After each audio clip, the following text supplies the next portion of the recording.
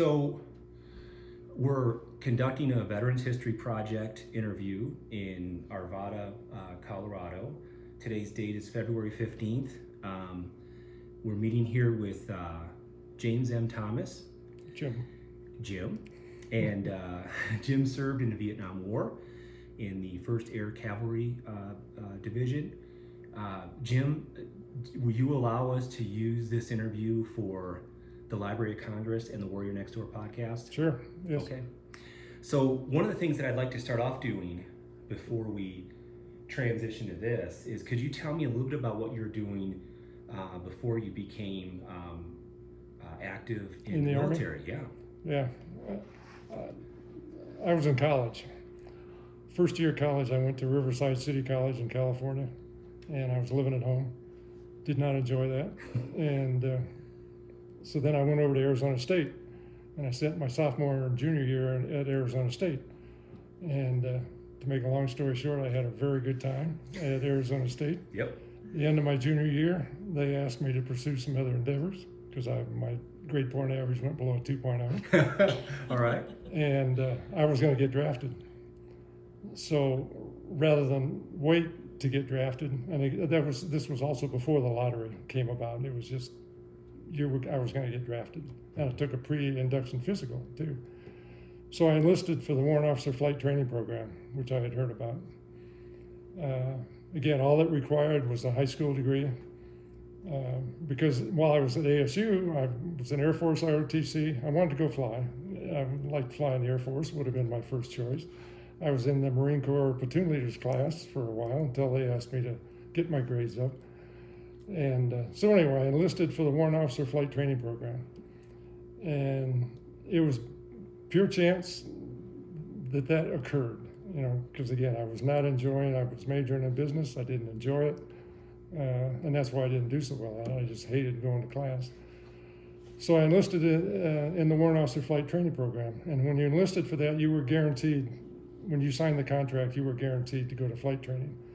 And if you got through, of course, then you were in the Army. If you didn't make it through flight training, you had a 2-year obligation where you'd be a grunt carrying M16. That's the chance you took. So that's how I got into the Army, just by pure chance. And I went in November of '68, went to basic training, which is 8 weeks. Then started flight school. I went to six months of flight school at Fort Walters, Texas. And the second 6 months, the second half was at Fort Rucker, Alabama. Graduated from Rucker in November of 68. Yep. Well, yeah, about 68. After I graduated from flight school, I went to Hunter Army Airfield in Savannah, Georgia, and went through a Cobra transition. In order to get that Cobra transition, I had to go voluntary indefinite, which what that means is if you don't go vol-indef, you go to flight school, you serve 2 years, and you could get out. And most guys came back from Vietnam, and they said, the ones that want to get out, go this way. The ones that want to stay in, go this way, because they'd let you out. So by going vol-indef, you were telling them, I have an indefinite exit time. I was committing myself to staying in the Army. And that's what you had to do to get a Cobra transition. And I wanted to fly Cobras, which will become more important as I go on with my story. Mm-hmm. I was Cobra rated. I wanted to fly Cobras. I wanted to be able to shoot back if I went there. And so I was planning on that when I went to Vietnam, flying Cobras. Could you tell us a little bit more about the Cobra? How new of a weapon system was it? It was a new weapon system. I think it came into play, I want to say, 67 or 68. So it was a new gunship, and it was fast. It's a tandem seat. The aircraft commander sits in back, co-pilot, turret gunner sits in the front seat, and it was an impressive weapon system at that time. Again, we had rocket pods on the wing stores. We had a minigun and a 40 millimeter grenade launcher in the turret, and that's what the front seat fired. Back seater fired the rockets. So helicopters were relatively, at this time, still relatively new. This was the first war they used. It was the first war. Yeah. Did you get a sense that you were flying in this amazing cutting edge piece of hardware? Especially with the Cobra, yes. When I went to Hunter in for that Cobra transition, it was like another world to fly that compared to a Huey. You know, the Hueys are fat and slow.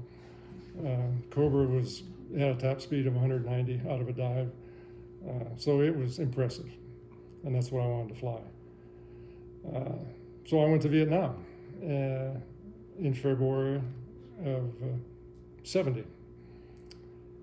And what was going on in Vietnam at that time? Oh gosh, the same thing that had been going on since '65. A bunch of our troops are fighting and dying. Yes. Yeah.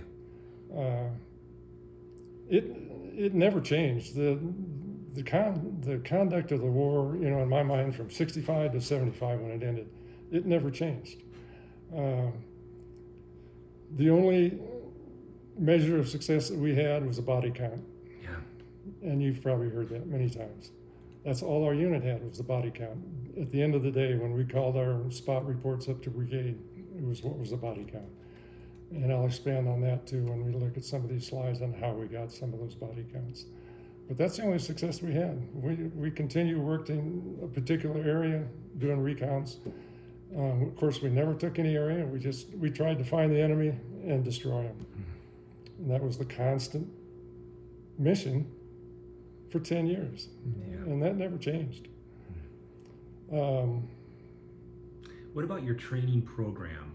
What elements of flight training were different because you were learning how to fly a helicopter as opposed to a fixed-wing aircraft? There's a big difference. The helicopter is much more of a challenge. A lot more variables involved with it. The flight training we got the year I was in flight school, we got 210 hours, which doesn't seem like much, and it's not much. So we graduated from flight school, we got 210 hours. I went to Cobra transition, that was a month. I think we got 50 hours in that month in the Cobra, and you were qualified in the Cobra. And then you went to Vietnam. So Vietnam was basically all OJT. Everything you learned to fly a helicopter, you learned in Vietnam. Because the flight school did not fully prepare you for what you were going to be involved with flying in combat and flying in Vietnam. But it was good training. You learned how to fly a helicopter in a civilian environment, and it got you ready. At 22 years old. Yeah, I was 22. Yeah. I mean, flying one of the most sophisticated helicopter in the world at that time. At that time, it was most sophisticated gunship that we had. Yeah. Yeah. And you're 22. What was your rank when you went into Vietnam? I was a W1 warrant officer, first grade of warrant officer. Okay. Are you familiar with the warrant officer rank? I was just going to ask you if you could elaborate on Yeah, that. when Vietnam came about, they had to decide, since they needed a lot of pilots, they had to decide, what are we going to make them, a commissioned officer? Are we going to make them flying sergeants like they had some in World War II? Or are we going to make them a warrant officer? Well, the commissioned officers, there's a limit on the number of commissioned officers that Congress approves. And the numbers that they were talking about with helicopter pilots, it never would have flown. So we said, let's make them a warrant officer. The original purpose of a warrant officer is for a senior enlisted man, because there's personnel warrant officers, there's maintenance warrant officers, there's artillery warrant officers. So it was for an enlisted man that had 12, 13 years of experience as an enlisted man in that field, and they would give him a warrant, and that was, he warranted that commission as a warrant officer. And there's only 4 grades. That's the other reason, because it's for a senior enlisted guy that had already been in 12, 13 years. So you only made 4 more grades, and that was from 13 years to 20 years if you wanted a 20-year career. If you wanted a 30-year career, you had those 4 grades, and it worked out well. Well, for a pilot, 4 grades in 20 years, that's not much advancement. Right. Because we left, when you went to Vietnam as a W01, you got promoted to Chief Warrant Officer, or CW2, when you left Vietnam, or I think I got it at the end of Vietnam. So now you only have, 3 and 4, 2, 3, and 4 to go for the rest of your career. So it was a little awkward on how that worked. But that's how the warrant officers came about, is because of the numbers. That was the most convenient rank to make them. And it's in between. You're an officer. You're in between the enlisted and the commission. Any commission, the second lieutenant outranks a CW4. But that's just the way it worked. You were a technician.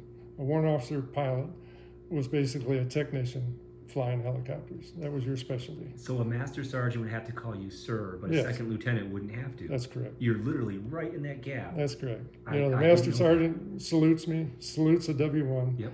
We salute a second lieutenant. That's amazing. I didn't know that. And you would not be in command. You'd be a pilot. All our platoon leaders were commissioned. They were second lieutenant, first lieutenants, captains. Of course, the troop commanders were captains. All the command slots were commissioned officers. So as a warrant officer, you would not be in command.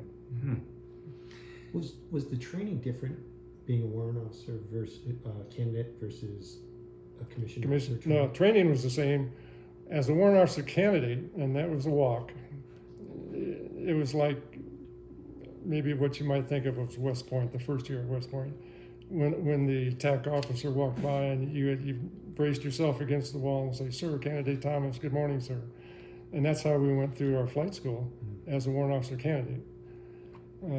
The commissioned officers, it was obviously much more relaxed. They went home at night, and some of them were married. Some they could go to the O Club, and it was being a warrant officer candidate was much more rigid and more confining and very restricted. Yeah, because I mean, did you feel a kind of a sense of, I don't quite have all the rights and privileges of an officer in the O Club, but at the same time, I'm not hanging out with the guy cleaning their weapons who's a corporal in the Right. squad. Well, that's the thing. You had the same privileges. Yeah. You could go to the O Club. Oh, okay. You had all the same privileges.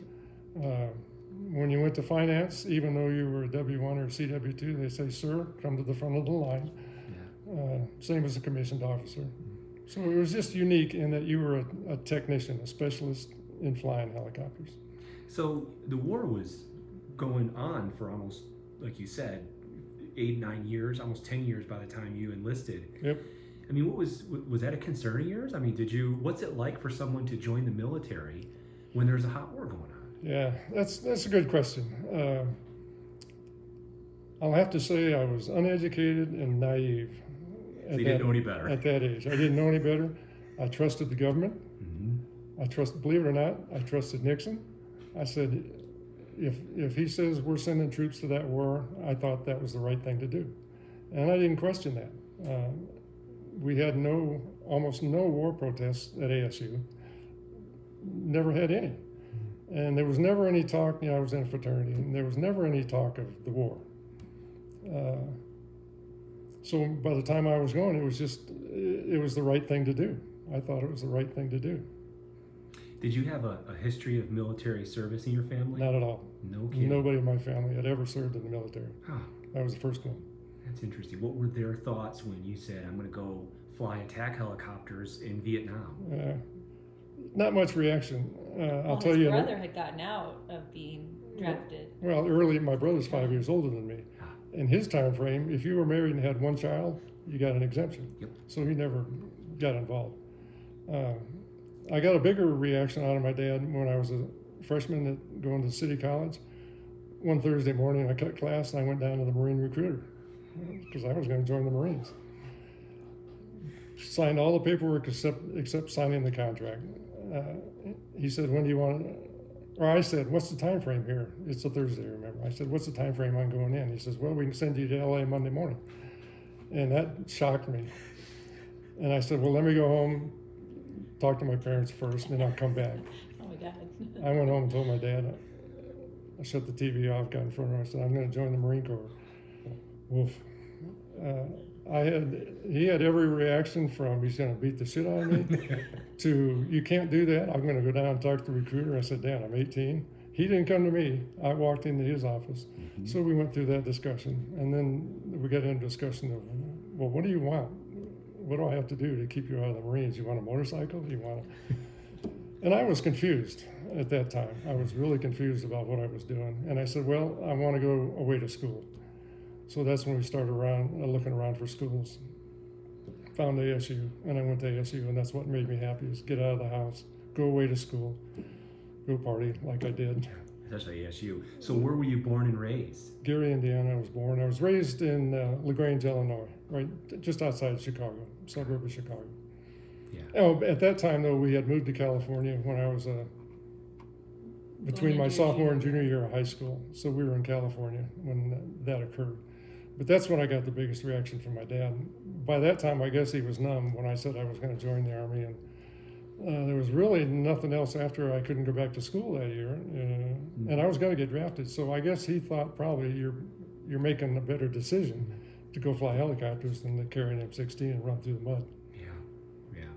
Well, and there probably, I would imagine, some part of your parents who thought if he's going to go over there and being able to fly a helicopter and have a skill that will transfer out during peacetime and all that might have given him probably a little more comfort than being a Marine. I think, oh, absolutely. Right? Absolutely. I probably, I thank my dad every day for that, because I would have died probably if I would have gone to the Marines in '68. I probably wouldn't have survived. Yeah. So I thanked him for that decision, and because it was a good one. It was a dumb decision on my part. And again, I just floundering around, and eventually it turned out to be a good decision to go in the Army. So when you got done being trained to be a helicopter pilot, you went through the program to fly Cobras, the most advanced gunship, the first real gunship that the United States had. How did you make it or travel to Vietnam? What was that experience like? Well, I went right up to Travis Air Force Base and flew directly to Vietnam through Japan, I believe. And they had charter flights. It was probably a Pan Am charter flight. So you flew a commercial flight over there, Yes. like a lot of Vietnam vets did, I heard. Yes. Yeah. The big majority were probably charter flights. Pan Am, some of the charter carriers, the off-the-wall charter carriers. Did you ever fly in a plane prior to training in the Army? Now, my dad had a little small airplane, Got an it. air group, and I flew with him a little bit, not much, but I had flown in an airplane. Okay. Yeah.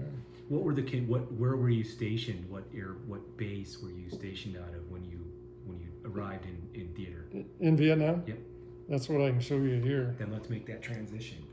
I'm going to rotate the camera real quick, make sure we get a good view of it. Zoom into this and bend this down a bit. I'll zoom in here in just a second, too. It looks like I have a pretty good shot of a big TV.